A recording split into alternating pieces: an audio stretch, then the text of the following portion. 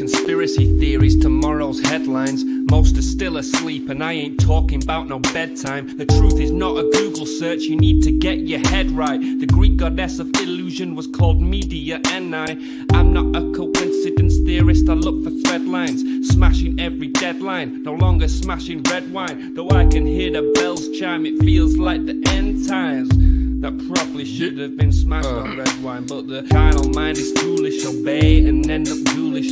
Don't get used by instinct, take control and learn to use it. Make a load of earnest music, earn a few quid, learn a few tricks. Sure, the truth is persecuted, this whole world is pure abusive. Know a bit about everything and everything about nothing. Figured out my noggin while you picture out shopping. You sit about watching while I dish it out, stop it. I don't mean to sound cocky, I'm not even proud of it. It's a second nature to me, just to be this out honest. I don't even need to sound honest, never been about profit. Everything but out on it, you can bet your house on it. Doubt I'll be out for the count when the sounds, and I'm down for the beat, no beat down. I mean, how long's it been? Help me out.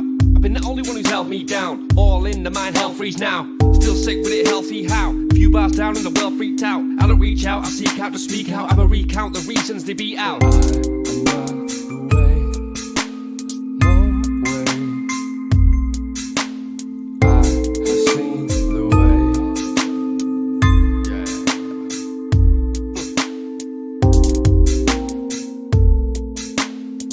Speak, there's no.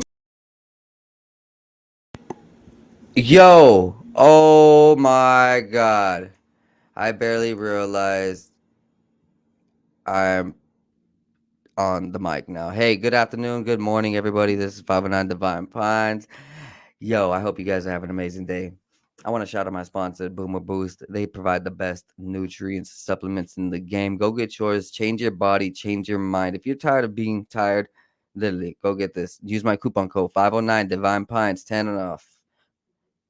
Yeah, 509 Divine Pines, 10 off to score yourself 10% off vitamins, nutrients, game-changing barley, supplement blends, and vitamins, everything, man. Literally, you'll thank me later. Change your body, change your mind. Also, go ahead, get yourself some hemp. If you can't smoke weed, if you're in a state that really doesn't allow cannabis on that THC level, that chronic level, go ahead, get yourself some hemp and you'll feel perfect, man. Tweedle Farms got the best hemp I've smoked. They got the best game, like, they got the perfect flavors, perfect cannabinoids, the perfect terpene profiles, because they do everything themselves. They pick it themselves, and they go around and check out these different seeds, and they got the good stuff too, man. I love them. They got tinctures, edibles, oils, vapes. They got a new book that will give you all the information on CBD that you need. All right, guys. So what we got today for you is a few news from High Times.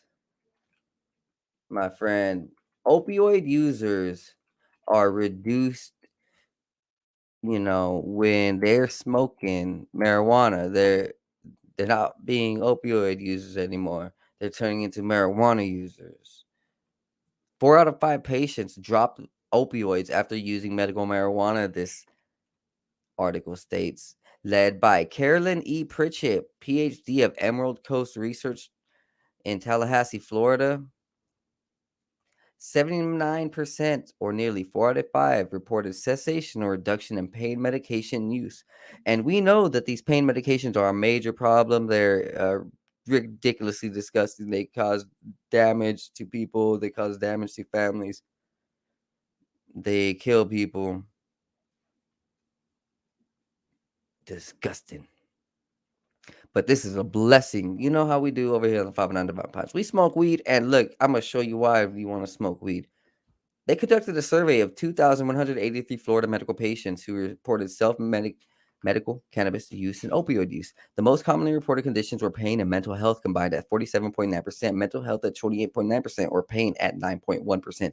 Patients reported improvements in terms of bodily pain, physical functioning, and social functioning. However, researchers rooted that limitations because of physical and emotional problems remain unchanged. Most patients said medical cannabis was important to their quality of life. About 6 in 10 respondents reported using opioids before taking medical cannabis, and the majority reported that Either cessation or reduction in pain medication use followed initiation of medical cannabis. In addition, 11.5% of respondents involved in the study reported improving functioning. The findings suggest that medical cannabis patients decreased opioid use without harming their life or health functioning. Soon after the legalization of medical cannabis, the public health implications of medical cannabis is an alternate pain medication. Ooh. The findings from our large sample size suggest that prescription medical cannabis could play an important role in quality of life and opioid harm reduction with patients with pain. At a community level, medical cannabis could have an even more immediate role in managing the opioid epidemic, as access to prescription medical cannabis has rapidly been increasing. Our study reports that opioid use could decrease in various amount of U.S. states and throughout Canada as medical cannabis becomes available. This is a blessing, guys. Hey, I've personally seen a lot of people around suffer on opiates, and you hear all the stories. Celebrities. You have people in your past, family members. It's a real thing, man. These pharmaceuticals are fucking disgusting. Disgusting, you know. So, next up, my friends, what we got is some UFO coverage for you. Several recent UFO sightings reported by pilots over the Pacific Ocean. I've been saying this for a while, guys. Like, really, I've been saying this for a while. People in the forums that know me, I'm like, hey, there's something happening over here by Hawaii, and these areas. Well, let's go ahead and get further into this article. Ben Hansen, a former FBI agent and the host of Discovery Channel Plus show UFO Witness, obtained new footage and air traffic control recordings that revealed baffled pilots struggling to describe their bizarre midair sightings. He compiled accounts of pilots from Southwest Airlines, Hawaiian Airlines, and others between August 6th and September 23rd. In one captivating account, a former military pilot reported seeing multiple aircraft flying above him. We've got a few aircraft to our north here, and he's going to around cities much higher altitude than us. Any idea what they are? Pilot Mark Holsey radioed in on August 18th while flying a charter jet off Los Angeles coast. The confused controller responds, telling the pilot that he was not sure. Holsey called back 23 minutes later to say that 3 aircraft he had originally reported had increased to 7, flying between 5,000 and 10,000 feet above him. For my viewers at home, we see these pictures. Yeah, the military is coming forward about this because they're getting baffled, and their shit's getting um, messed with. Like, all right, more conspiracy theory time. There's like stories about how in the 70s, 60s, 80s, all that throughout those areas and timelines, UFOs would be flying over nuclear bases and shutting them down, which is why the Cold War was really the Cold War. Like, everybody was getting shut down cold-handed, like, or straight out to cold zero. Like, there was nothing hot. The UFOs were constantly flying over. They constantly turned off these UFOs and made everything stagnant, made everybody kind of pissed off. That's why things kind of got bad. Let's just say, if these UFOs have been here for a long time and they've like kind of been helping out humanity a little bit here and there, right? And then these Rothschilds are building nuclear bases and spending all this fucking money, right?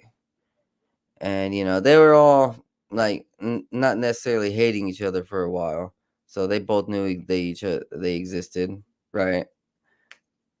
And then bam, all the nuclear weapons and reactors start getting turned down. There goes like billions and trillions of dollars, and boom, who does it get taken out on? I mean, like, the Rothschilds are mad at that point, so they're gonna take it out on the society, and bam, do we start seeing the 80s, 90s, and thousands, and now just shit show. So they're punishing us for you know certain things that are happening above the skies, probably, making things worse. So, I mean, well, primarily because there's a lot of blessings, like good things are happening. Very enlightening movements are happening. People are coming out with um, blessings, like we are God's children. So it's always obvious that reality is going to be with us more so when uh, our helpers in the sky, angels, God, whatever it is, it's still there. God never left. The angels never left either. All right. Anyways, just, continuing on. These UFOs have been there, and now these pilots are talking about them, and they're like, "Hey, we're getting pissed off."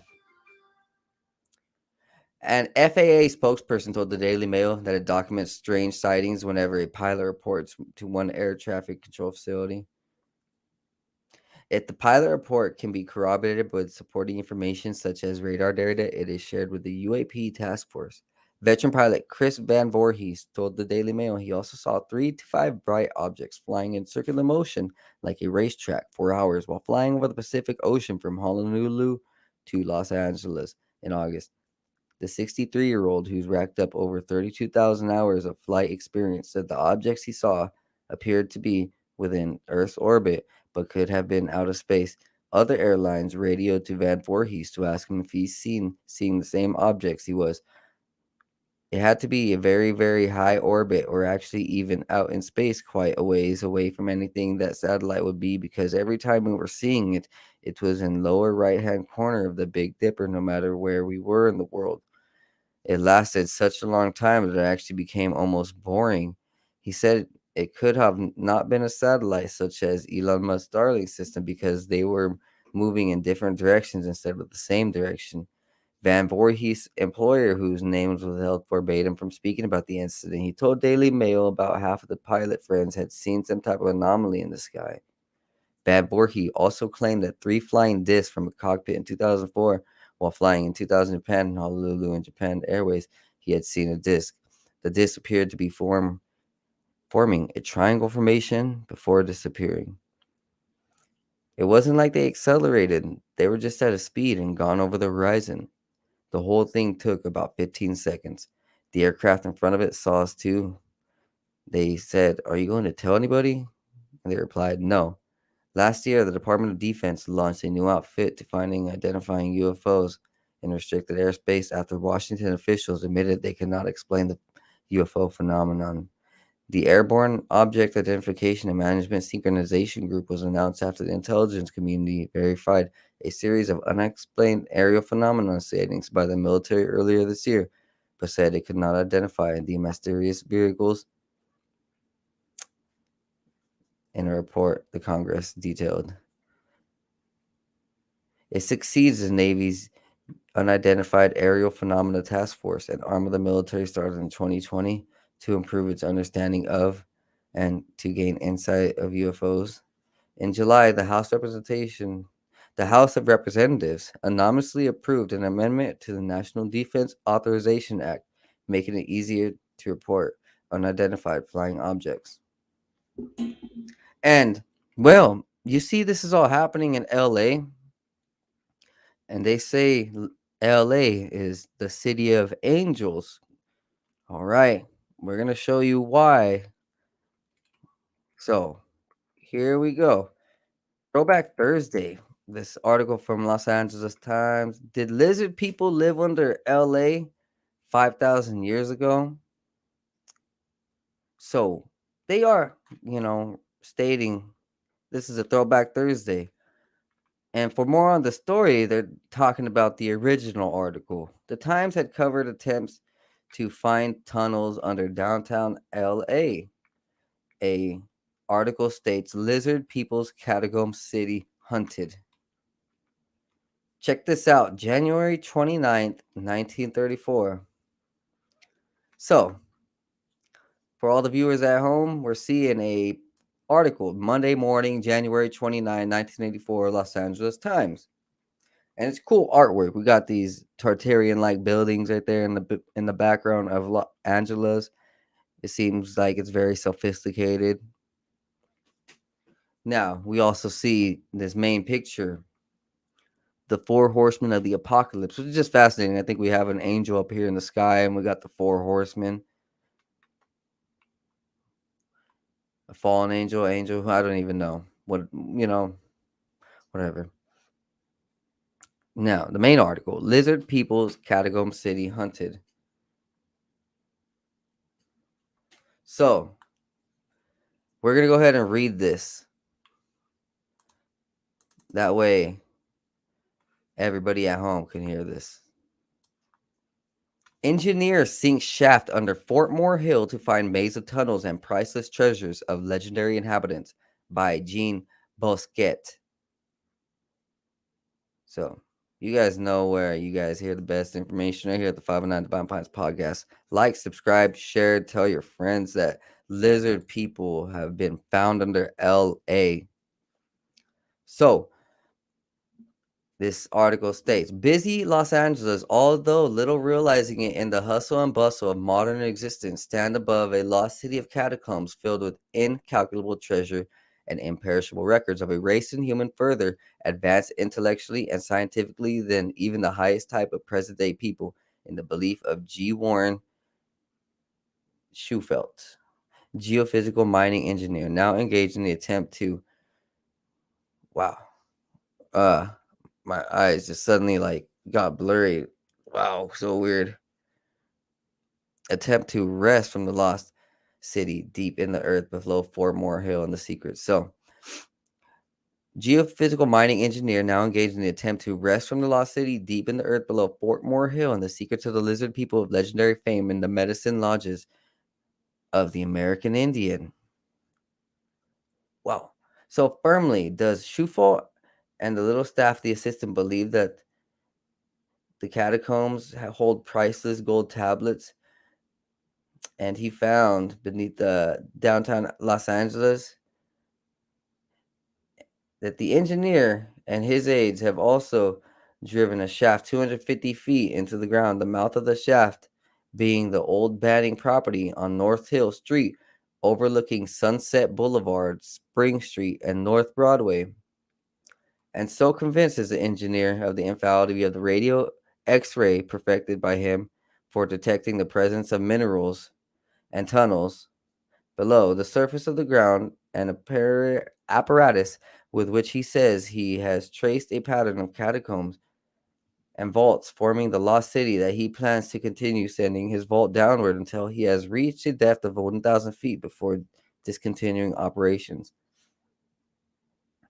Shufalt learned that the legend of the lizard people after his radio X-ray had led them there, over an area extending from the Public Library of West 5th Street to the Southwest Museum of Museum Drive at the foot of Mount Washington. I know I was over a pattern of tunnels, the engineer explained yesterday, and I had mapped out the course of the tunnels, the position of the large rooms scattered along the tunnel route, as well as the position of deposits of gold, and I couldn't understand the meaning of it. Then Shufelt was taken to the little chief Greenleaf of the Medicine Lodge of the Hopi Indians in Arizona, whose English name is El Macklin. The Indian told the engineer about a legend which, according to both men, dovetails exactly what Shafalt was saying he had found. According to the legend, as imparted to Shufalt by Macklin, the radio X-ray had revealed the location of one of the three lost cities on the Pacific coast, the local one having been dug by the lizard people after the great catastrophe which occurred about 5,000 years ago. This legendary catastrophe was in the form of a huge tongue of fire which came out of the southwest, destroying all life in its path. That is crazy. This is a real article. This is not no bullshit. Oh my god. Continuing on, we're gonna go ahead and show you something, guys. All my viewers at home, look. These are drawings of the tunnels.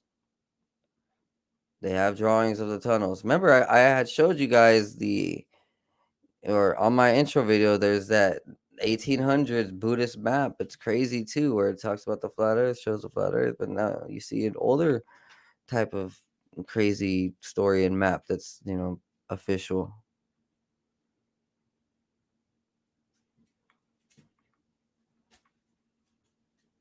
So we're looking at some tunnels right here. I'm giving people time to study it, and it shows LA and different places. Like says a hill to Sunset, so Sunset Hill or Sunset Boulevard. Shows where gold will be. Shows that there's shafts, tunnels, water in a room.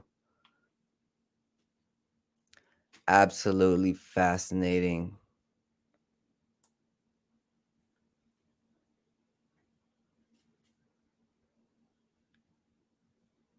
The local engineer explains his topographical endeavors as being based on results obtained from the radio X-ray perfected. Okay, now we're going to continue on with the article that they talk about. All right.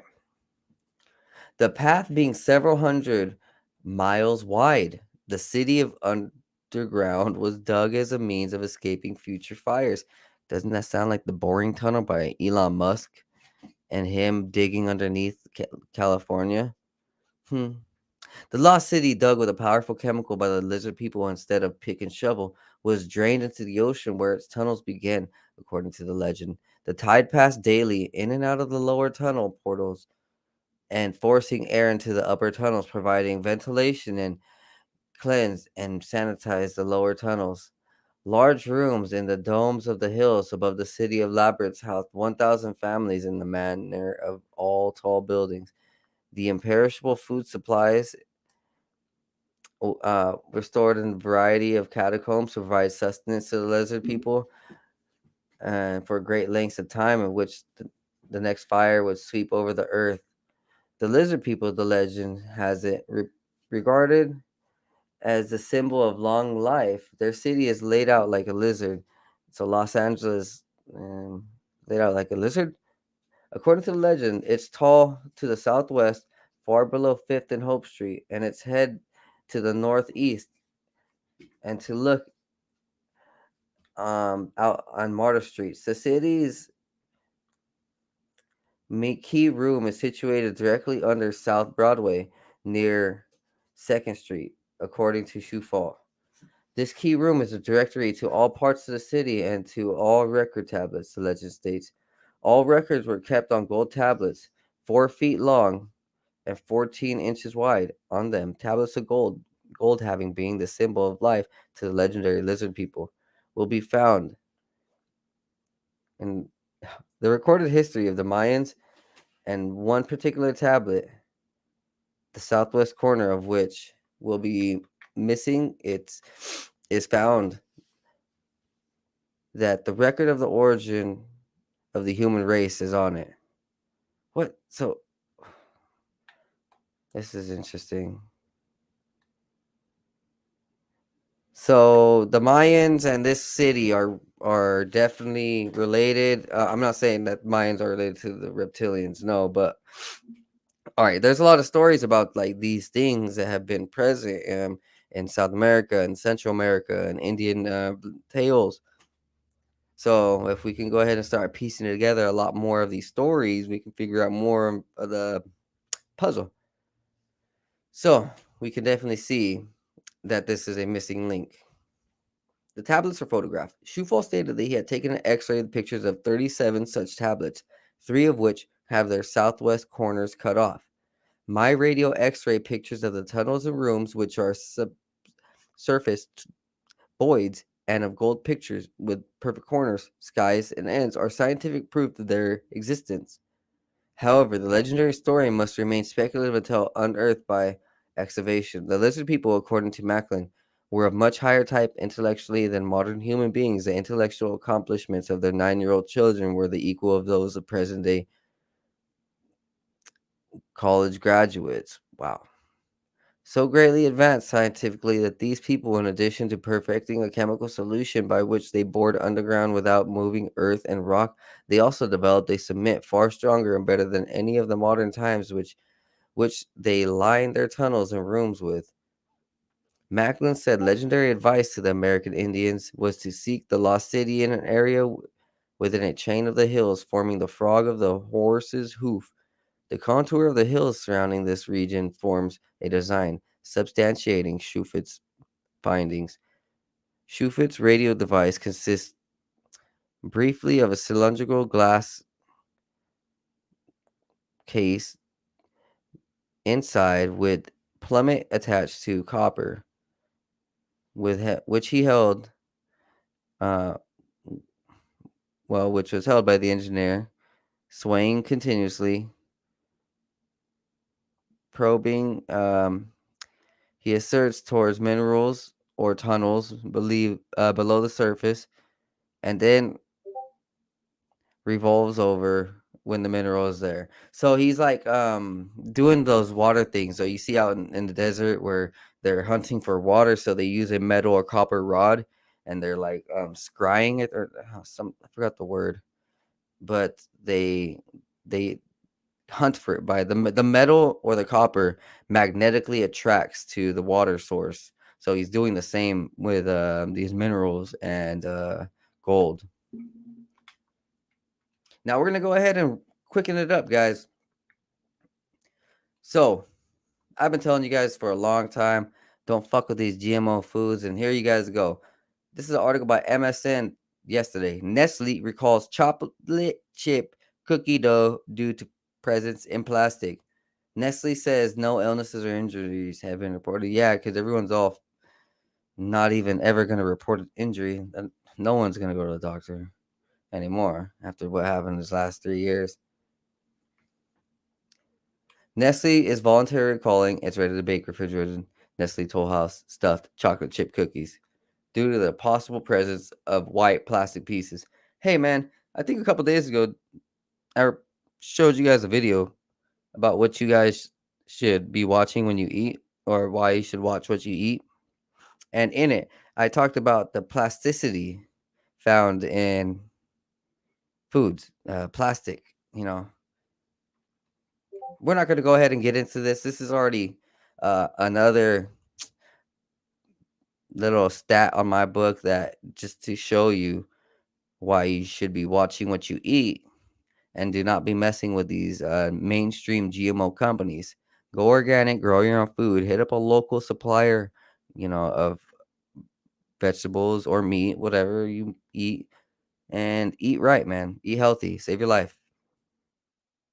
Because you know why these douchebags with these suits are coming after everything. If you get sick, these politicians don't care what your doctors say, right? New York Post states October 10th, California makes it illegal for doctors to disagree with politicians. So if you're in Cali, get out of the state. Like for real. There's pedophiles, there's bullshit like this.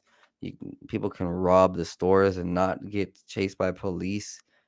It's fucking ridiculous over there. Well, I mean, hey man, the cities and like the land is amazing, but the freaking policies are so whack, man. Hey, we're not gonna go ahead and get to this is a bullshit like piss you off article, right? I just want to go ahead and state, we see this is real.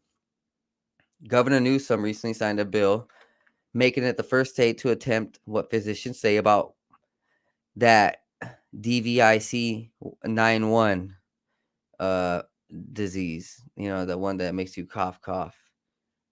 Yeah. So, well, you know, just looking out for you guys. You guys should take care of yourselves, your family, and don't trust the doctor or the politicians. Fuck them both.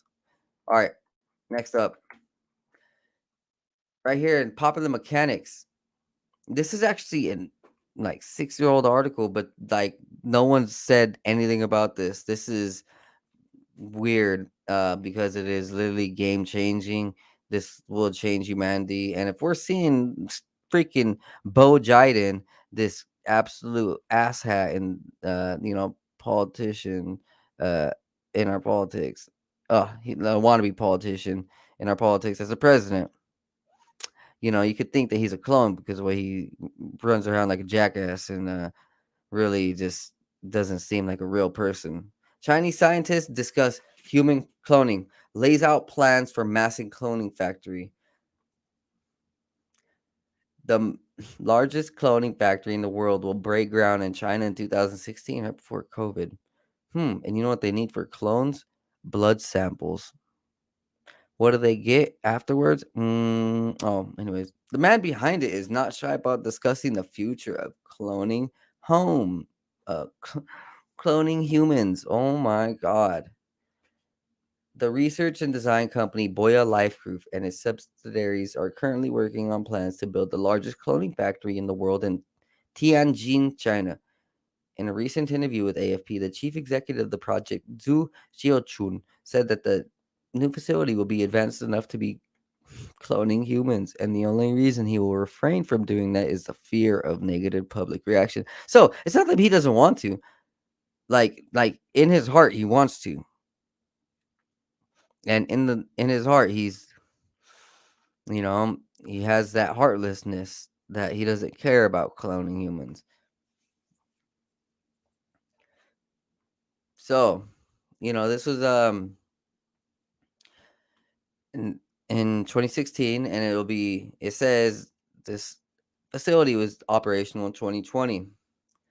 The company aims to clone 1 million cows per year. And remember, in my article yesterday, I had talked about the peer-reviewed paper from Europe, from the researchers and scientists, about how they were worried about genetically modifying animals and the harm that it may do. This is genetically modifying animals, no difference. An on-site gene bank will have space for 5 million cell samples stored in liquid nitrogen. The factory will use these samples to create clone dogs, both as pets and for law enforcement, as well as other mammals such as racehorses. And people are trying to clone the woolly mammoth. They're trying to go ahead and recreate all these ancient animals. So, man, oh man.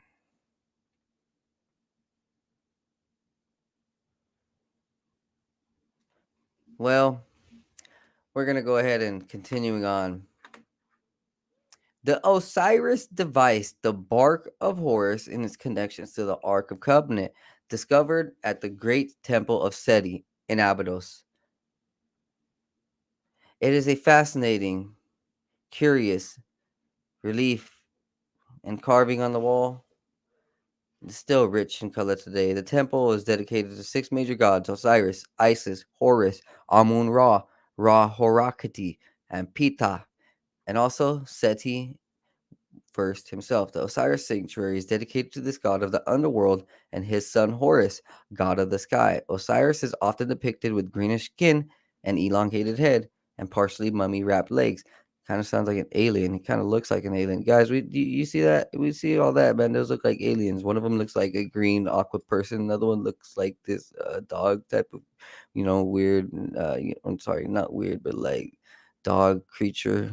This other one looks like a bird creature, an avian, blue avian gang from David Wilcock and Corey Good. Shout out. At this temple, we find a depiction considered of important to ancient astronaut theorists today. The relief carving shows an extraordinary object that some say represents unknown technology. It's called the Osiris device or Osiris Stargate device. Now, what we see right here, guys, from our viewers at home, is this Osiris device. We see this interesting. I've never seen anything like it. I mean, I've been looking at these ancient places for a while, and I barely found out about this. And it's just interesting because look, like this looks like a device, like a engine, a reactor, a fusion energy device, a fusion engine, a core. Like I don't even know how to say it. This looks like some very fancy technology, you know. Henry made a connection between the Osiris device and the Tower of Babel. In the 23rd century, Nimrod built a ladder or tower that reaches Babylon into the stars. The jealous Israelite god Yahweh got nervous about humankind making a name or renown for itself by building this gate. If successful, says the book of Genesis, nothing we can imagine would be impossible for us. Biblical scholars say Nimrod was known as Osiris, the Egyptian god of resurrection, and Egypt. Both are associated with ladders or stairways to heaven. This is key. Inside Seti's 14th century temple at Abydos, in the Osiris Chapel, is a magnificent depiction of Osiris as a pillar or tower. In fact, the Egyptians called this Osiris pillar the tower, or bond between heaven and earth. Sounds like Babel to me. Then the researchers looked at the similar depiction at the opposite wall of the Osiris sanctuary. He suggests that the shape of the ship reminded him of the shape of a wormhole in space, and that the Osiris device had been transformed into the figure of Seti. On the opposite wall of the Osiris chapel at Abydos is the Osiris device, enhanced, I notice, with the ship Eternity, upon which the king will sail into eternity as a star. Yo, yo, Pepper Princess. Yo, shout out. She fire. Go get her peppers. You'll love it. Thank me later. With the ship of eternity upon which the king will sail into eternity as a star, this ship resembles a modern drawing of a wormhole. Pay particular attention to Seti, who appears to have transformed his body into the Osiris device, or is coming out of it. This is a wonderful moment of transformation and resurrection. Wow, look at this artwork. This has lasted what, 1,000, 2,000, 3,000, 4,000 years. And you know the graffiti right there down at your local block, corner right there in the street corner. That graffiti gets disappeared and covered over within 5 years.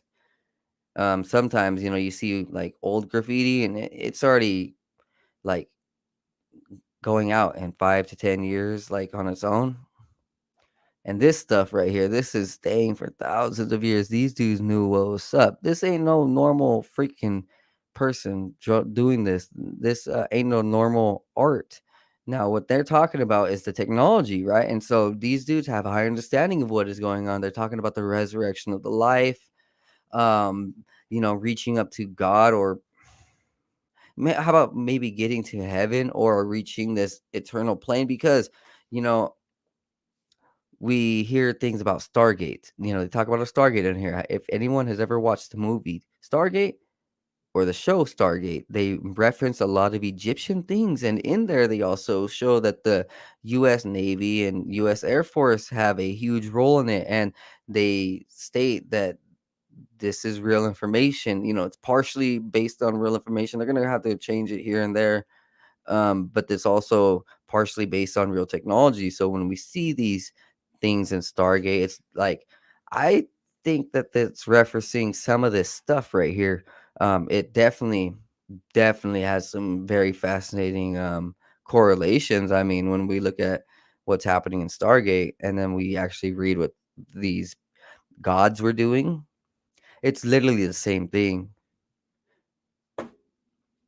So, if there was a connection with Osiris, the Sumerian king Nimrod, and the story of Tower of Babel, could this attempt to create a stairway to heaven be the motive for the biblical destruction or the Tower of the Technology? Once more, we see interconnected stories between the Egyptians and the Bible. The Anubis shrine found in King Tut's tomb could be a physical representation of the Osiris device, which is similar in appearance to the Ark of the Covenant in the Bible. Yes. So, this Osiris device is very similar to what the Ark of the Covenant was claimed to look like and be. It was like this box, and it had these rods around it. It had like power cells around it. It did this incredible type of quantum energy shift or something of that nature on a let's say higher plane level.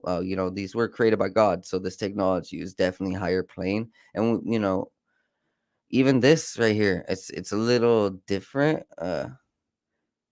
but we see it's definitely like, it almost looks like there's rays emanating out of this pole right here on the left. Um, like red and blue powerful rays. Fusion energy, I can think. Something along that line. The Ark is said to have strange powers such as creating lightning or taking flight. It was also said to hold a curse. When the Ark was captured by the Philistines, outbreaks of tumors and diseases afflicted them, forcing the Philistines to return the Ark to Israelites. They're like, fuck this! Some stories would describe how death would come to anyone who touched the Ark or looked inside of it. They're like, nah, homie, send that back. Return to sender. Another sacred object resembling the Ark is the bark of Horus found in the sanctuary of the temples of Horus at Edfu. It is assumed that the so-called barks found near Old Kingdom's tombs were designed to transport the king through the underworld. The best known is the boat belonging to Khufu, now restored and open to the public, where it was found next to the Pyramid of Giza. In addition, there was also another type, the bark used to transport the statue, a god in Egypt. This type resembles an ordinary Nile boat, but was decorated with an aegis at the prow of both ends, and instead of a cabin, had a shrine enclosing the statue. In most cases, these barks had carrying poles which rested on the shoulders of the priest carrying the bark. So here we go. We see the holy bark in the sanctuary of the temple. Now, that's interesting. The holy bark. The Babylonians looted and destroyed Solomon's temple around 586 BC. Theories abound, such as it resides at the Church of Our Lady Mary of Zion in Axum, Ethiopia. I talk about Ethiopia a lot. Uh, Ethiopians respect the Bible. Um, yeah, all right. Another theory is that the Ark was smuggled out of Solomon's temple by the Knights Templar, who then took it west to Oak Island, Nova Scotia, Canada.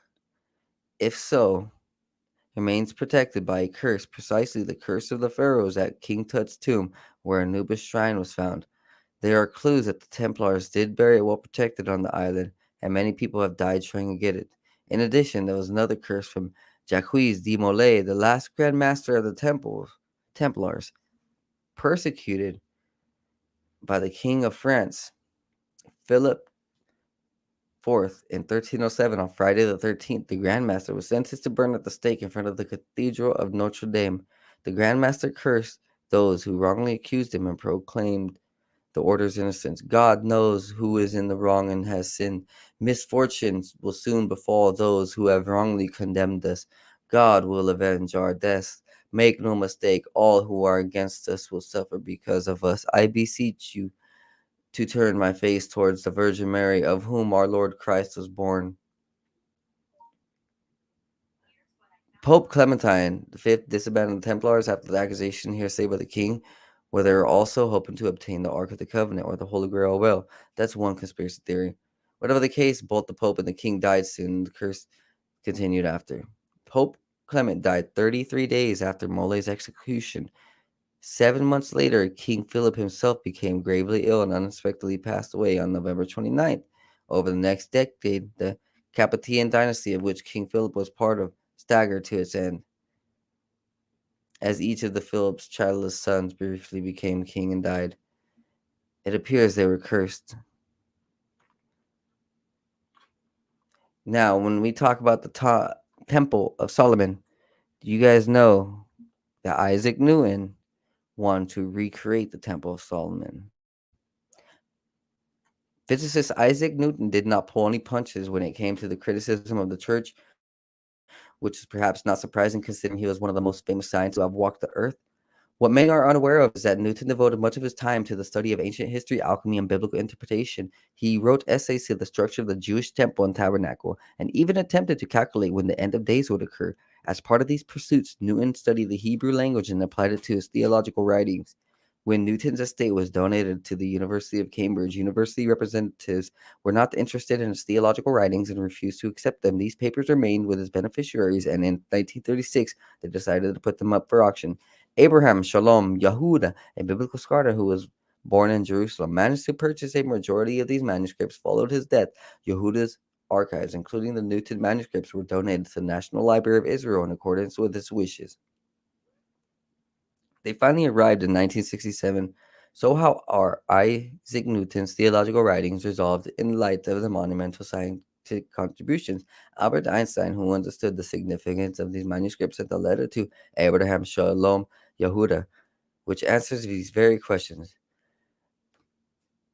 Dear Yehuda, Newton's writings on biblical subjects seem to me especially interesting because they provide deep insight into the characteristic intellectual features and working methods of this important man. The divine origin of the Bible for Newton is absolutely certain, a conviction that stands in curious contrast to the critical skepticism that characterizes his attitude toward the churches. From this confidence stems the firm conviction that the seemingly obscure parts of the Bible must contain important revelations, to illuminate which one need only decipher its symbolic language. Newton seeks this decipherment and interpretation by means of his sharp systematic thinking grounded on the careful use of all the sources of his disposal. While the formative development of Newton's last physics workings must remain shrouded in darkness because Newton apparently destroyed his preparatory works, we do not have this domain of works on the Bible, drafts of their repeated modification. These mostly unpublished writings therefore allow highly interesting insight into the mental workings of the unique thinker. P.S. I think it is wonderful that these writings will all be kept together and made available for research. So, these articles date. The text below dates back to 1710, and like other writings from this collection, contains content from two seemingly unrelated fields. At the top of the page are calculations of Queen Anne's tax currency. Newton was appointed Master of the Royal Mint in 1700, a post he held until his death in 1727. The lower part of the page contains commentary on the concept of Trinity. Newton first discusses Sabellianism, a doctrine that argues that divinity is embodied in one entity, alternating between the Father, the Son, and the Holy Spirit. Newton believed that the Hebrew Scriptures and the New Testament present God as one entity. He was of the opinion that men and women do not possess souls and that the eternal life could only be achieved with the resurrection of the dead. Newton believed that Jesus was the Son of God in the literal sense, not an embodiment of God himself. In his eyes, Jesus was not mortal, as he was not born to a human father. As we know, Jesus was not of this world. The denial of the Holy Trinity and the existence of the eternal soul was considered heresy by the Catholic Church and the Church of England. Under the auspices Newton lived and worked. Therefore, he was forced to keep his vow secret, managing to evade the watchful eye of the Church.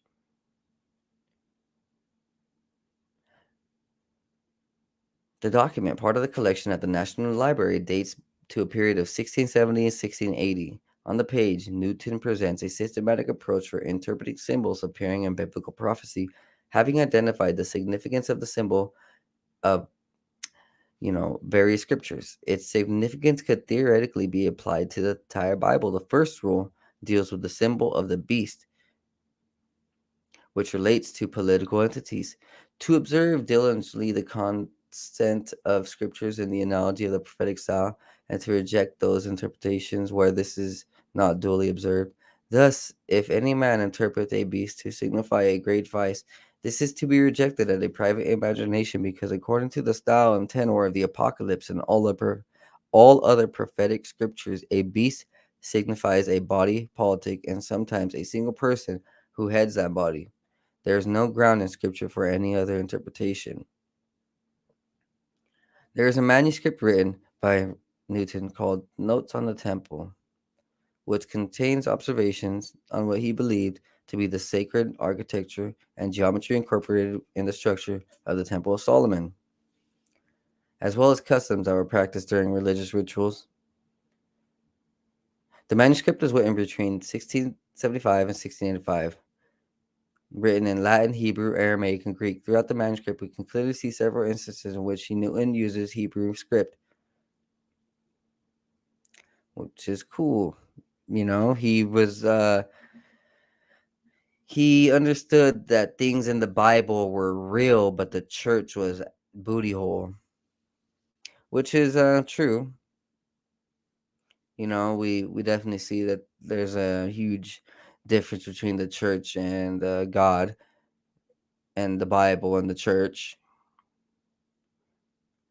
To Newton, the temple held significance for three main reasons. First, Newton saw the Jewish temple as a model of the universe. He believed that the temple in Jerusalem, the courtyard surrounding it, was a model of the heliocentric solar system. Whoa! With the raised altar representing the sun. Whoa! Second, Newton's interest in the architecture of the temple was fueled by his belief that the temple would serve as a site of revelation for the apocalypse. Whoa! In addition, he believed that the temple would be rebuilt in Jerusalem with even greater magnificence than the original on the onset of the Millennium Kingdom, that is, Christ's reign on earth.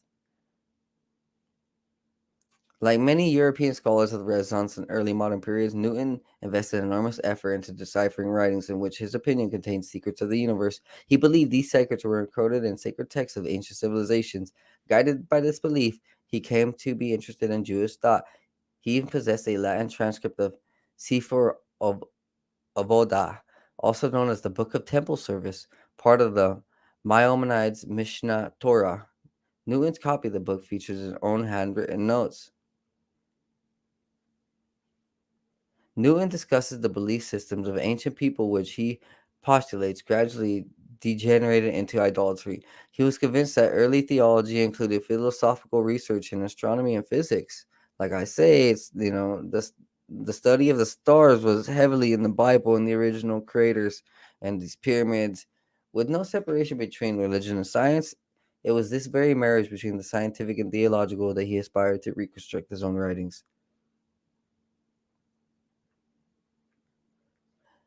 In his own writing, he writes that the theology of the Gentiles was philosophical and pertains to the knowledge of astronomy and the physics of the world system, how the 12 major Gentile gods are the 7 planets, the 4 elements, and the earthly quintessence.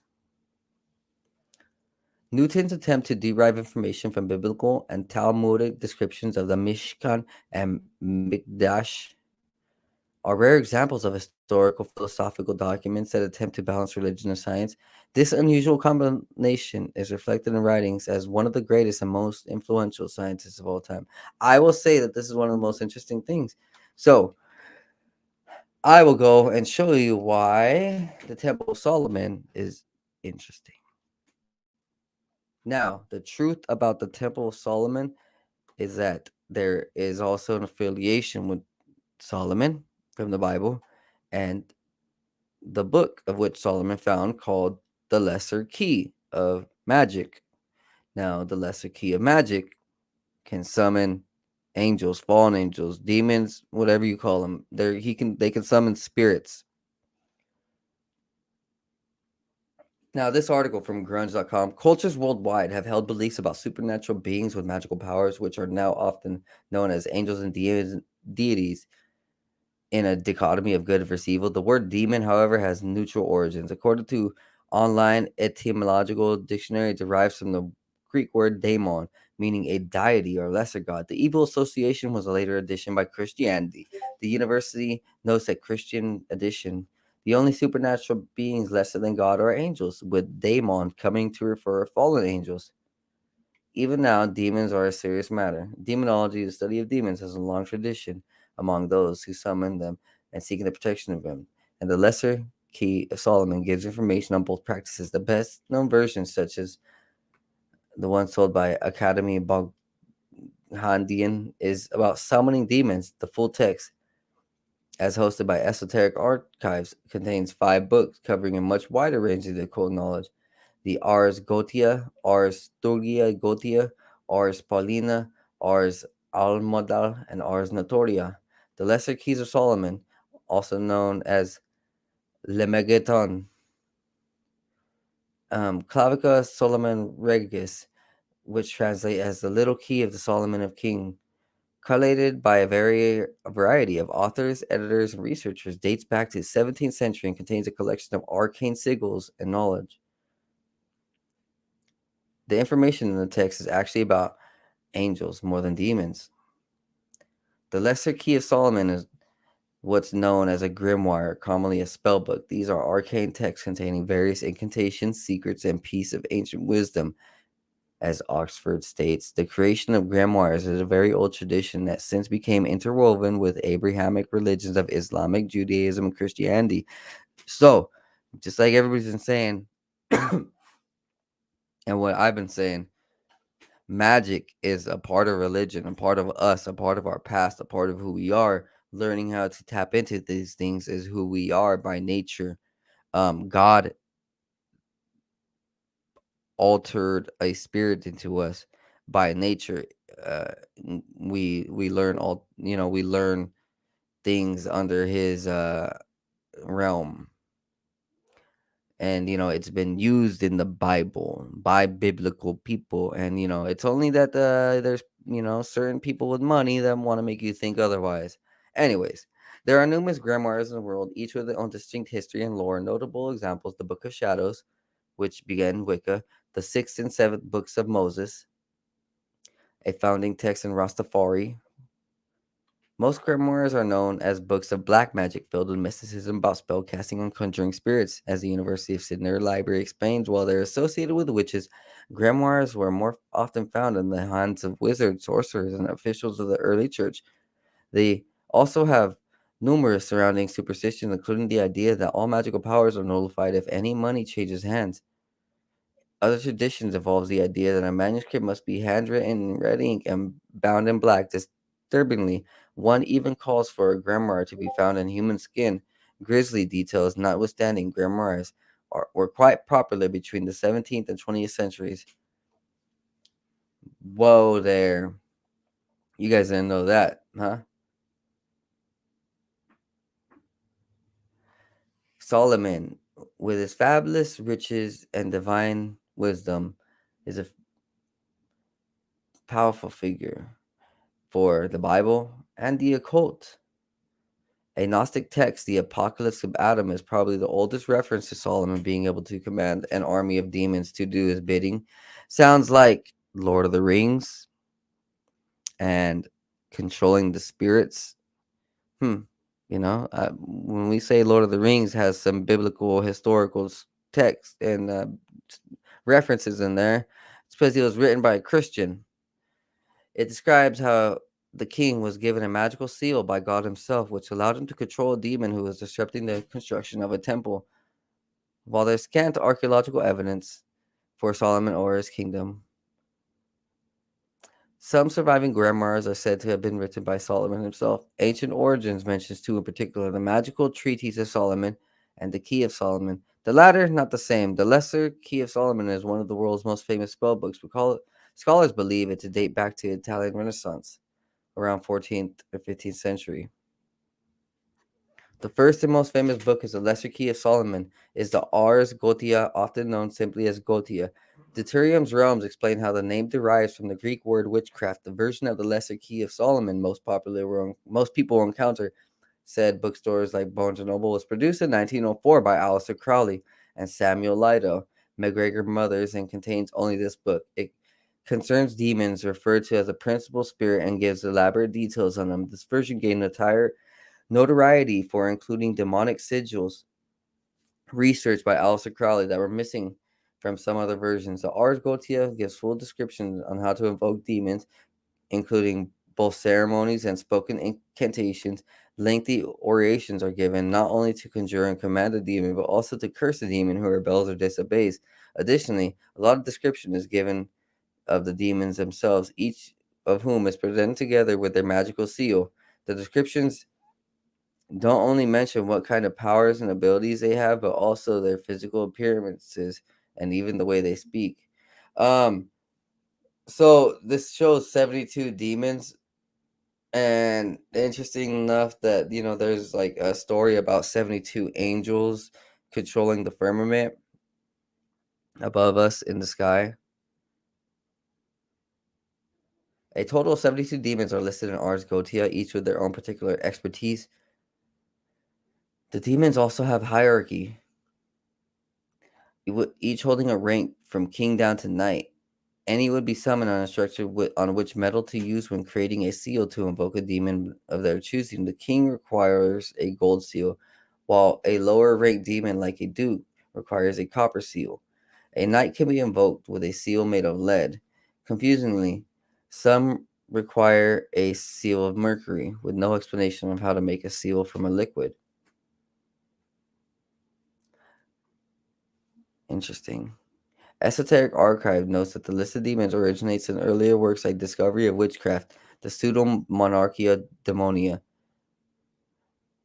Wow. Previous books, however, contain fewer listed demons, as only mentioning 69. The list was seemingly expanded to 72 to act as an inversion of a list of the 72 angels mentioned in another occult text.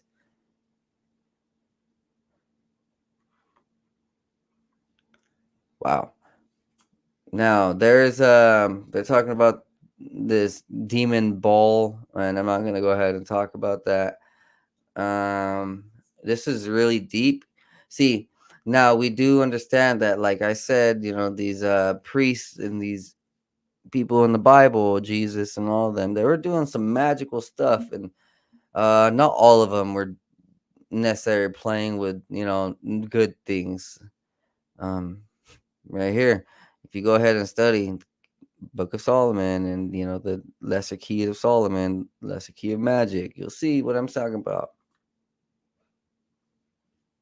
The second book, Ars Thurgia Gordia, is a text about theurgy, the art of asking benevolent spirits or deities for help. The University of San Diego Library mentions that theurgy was once commonly practiced for lofty goals like wealth or power, as well as simpler ambitions like winning a court case or escaping arrest. A strong wind was considered a sign of supernatural presence, sometimes still used as a trope in horror movies and TV shows today.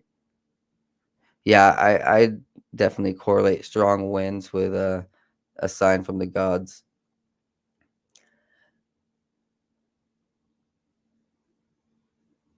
The Ars Thurgia describes 31 spirits known as chief spirits, which can be invoked to help discover secrets and hidden things. Book 3, the Ars Paulina, deals with invoking angels and is attributed to the biblical apostle Saint Paul. It is distinctly different tone from the more famous Goetia, where Goetia talks about commanding and instructing demons. The angels in Paulina are asked and requested for aid. The angels also seemingly have many more followers, each commanding hundreds of dukes and some over 1,000 servants. Their appearance aren't mentioned. The biblical angels are said to look no less outlandish than demons. In Ezekiel 1 in the Old Testament describes angels as being brilliant blue wheels full of eyes with 4 wings and 4 faces, a man, a lion, an ox, and an eagle. One thing about the Ars Paulina notes that there are 24 angels listed, each for 1 hour of the day and night, with the first hour coming at sunrise, according to the Book of the Gods and Egyptians. Ancient Egypt followed a similar tradition. The Egyptians, however, only had 12 hourly deities, whose roles were repeated both day and by night. Book 4, the Ars Almadal. It details the creation of a square wax tablet which invokes angels. The origins to this text are lost. It was translated in Arabic, but the original text may have been Persian or Sanskrit. The English version apparently is somewhat simplified compared to the older copies of this text. The Almadal itself is inscribed with protective sigils set with 4 candles and can effectively be used as a portable altar for summoning and consecrations. It says a caution that a wizard may find themselves face to face with any number of angels or demons from other planes. Once summoned, spirits are said to appear suspended in the air above the Almadal. The creation of the Almadal involves a quite complex and involved ritual requiring a seal made from gold or silver. Several things need to be taken into account for any hopeful summoner performing the ritual to create an Almadal, including carefully inscribing the wax facing in the right cardinal direction and using appropriate colored wax and constructing the almadal at the right time of day. The candles are significant too. They need to be made from the same wax and the same color as the almadal itself. And the Ars Notoria is the last. It contains a series of spoken prayers which is said to have granted King Solomon his deep understanding of science and his legendary wisdom. The aerations of this book aim to invoke angels and the focus of mental abilities like memory and eloquence. Among them are magic words in Greek, Latin, and Hebrew. The Ars Notoria dates back to 13th century BC. Some elements in this book, like Asilameth, Ase, Lemeth, Azab, are very much what people may expect magic words to sound like. On the other hand, other parts sound very similar to Catholic prayers. And I don't doubt that that there's some truth to Catholicism and like its understanding of the ancient past. So there's a book for demons, there's a book for angels, there's a book for wow, is this is interesting. This is just interesting. There's all these different books for different sides, and it's fascinating. There's a book for understanding wisdom through prayer. Like, I mean, all right, if these dudes really knew about magic, then you can understand how these things are real. I mean, how are the pyramids built, man? You know about the Bosnian pyramid, right? Where it's magical in its own right. So, King Solomon, according to legend, had the power to control demons. Was due to him wearing a magic seal inscribed by the name of God. The story, embellished by Arabic writers, states that the ring was given to Solomon by God himself, made from brass and iron and used to compel good and evil spirits, respectively. One legend goes that the demon Asmodeus stole the ring from Solomon, throwing it into a sea to cut off his power. But eventually, Asmodeus was thwarted when Solomon found the ring in the belly of a fish. According to ancient origins, Solomon used the ring to interrogate the demons he held under his control, learning their names and abilities as well as how to protect against them. With his ring, Solomon was even able to compel demons to work for him, commanding Asmodeus, sounds like Amadeus, a song from the 80s, Asmodeus to help construct the temple. Understandably, then, that Asmodeus would want to throw the ring into the ocean. Solomon's magic ring was a six-pointed star. It was a predecessor to the familiar Star of David. It was used as a protective charm to ward off evil spirits. And you guys see that Isaac Newton wanted to recreate a lot of this. He wanted to learn about the secret prayer, the secret magic of prayers, the secret magic of angels, the secret magic of demons. I mean, that's just one of the world's greatest scientists. It's not like the rest of the world's greatest scientists are even like him. Or are they? I mean, we kind of see like Elon Musk, him and his kid naming him Archangel. He named his kid Archangel. AX Eon 12 dash fucking gay. Sorry. Sorry, guys. Anyways, last up, the Gosford glyphs, ancient Egyptian or Palladian. These are in Australia, almost 300 gravings of sandwall stones, which are believed to be a unique form of Egyptian or Palladian. Others believe this is a story of a ship from the Palladian star system that crashed on Earth. Now, I'm going to show you these glyphs. These are fascinating. We see this Anubis dog-like character carrying a cross and Ankh. Okay, now we see another like royal, seems like this triangle head. I don't even know how to say it. I have no idea how else to say it. This triangle head person glyph sitting down. Okay, cool. Then we see something like it looks like a doorway or UFO or gateway. Like uh, mean, from what I know about stargates, it kind of looks like a stargate. Now, up here, we have more fascinating petroglyphs, hieroglyphs. It's just interesting. I mean, these are definitely old. These are definitely not human. And this is, I mean, okay, this is definitely not modern human. We can definitely tell. And we see this another glyph of this owl creature or a bird-like creature. We see a beetle. And we see this wow,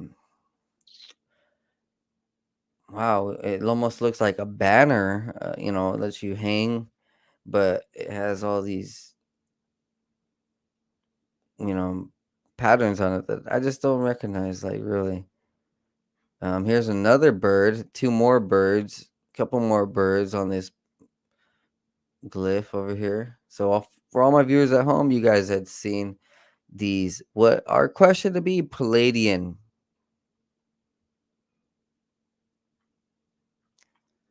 All right, guys, and that is all for today. I hope you guys had a wonderful time. Go ahead, pray, and pray that we all understand the blessings that was given to King Solomon for the blessings of the power of prayer. See, in one of those books, it talked about the power of prayer or the blessings with prayer and how to activate prayer magic. And I always talk about prayer as a beautiful magic tool, like meditation and, activating that divinity, um, the soma, activating that soma in us. We got to go ahead and pray, activate that inner DMT, the inner God in us, and bless our lives, bless our friends, and really enjoy everything. Hey, Pepper Princess, have a blessed night too, boss. You go ahead and hit her up. She has the best peppers. Hey, I love you guys. You guys have a wonderful night. God bless. Stay high, stay blessed, and listen for the next drop of the 5 and 9 Divine Pints podcast. Peace out.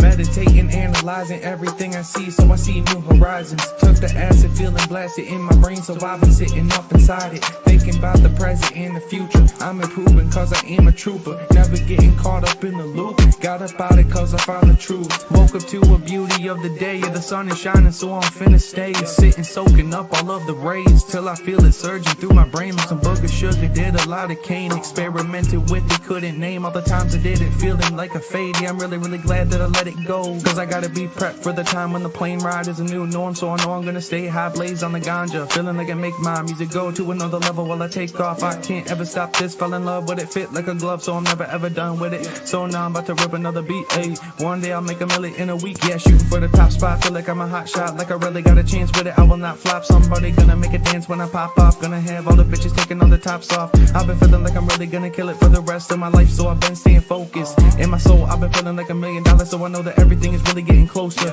Yeah, no posers, only been hanging with the ones I've chosen. Only all the people that are living in the right way, cause they spending every day growing. Yeah, no whole shit coming in my life and then leaving in a moment. That's the shit I'll never let into my life again, cause lately I've been feeling like I'm golden. Never showboat, I just showcase on my music that I made this far. Always knew that I could be the one that would get this far. Now I'm right here looking in my mirror, trying to figure out if there's any more fear, cause I'm getting rid of it all, yeah, I'm getting rid of it all.